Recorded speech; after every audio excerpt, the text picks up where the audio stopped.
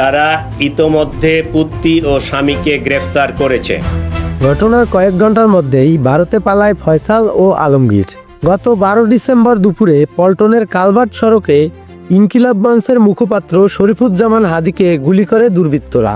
ঘটনার কয়েক ঘন্টার মধ্যেই ময়মনসিংহের হালুয়াঘাট হয়ে ভারতে পালিয়ে যায় শুটার ফয়সাল করিম ও তার সহযোগী আলমগীর। ঘটনাস্থল ও পালিয়ে যাওয়ার পথ ধরে সিসিটিভি ফুটেজ বিশ্লেষণের পর উঠে আসে এমন তথ্য।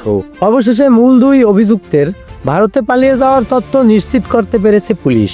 ডিএমপি জানায়, অবৈধভাবে ভারতে প্রবেশের পর ফুর্তি নামে একজন ও ট্যাক্সি ড্রাইভার স্বামীর সহযোগিতায় মেঘালয়ের তুরা এলাকায় আত্মগোপনে যায় ফয়সাল ও আলমগীর। সহযোগিতাকারী ফুর্তি ও স্বামীকে ভারতের পুলিশ আটক করেছে বলে দাবি ডিএমপির।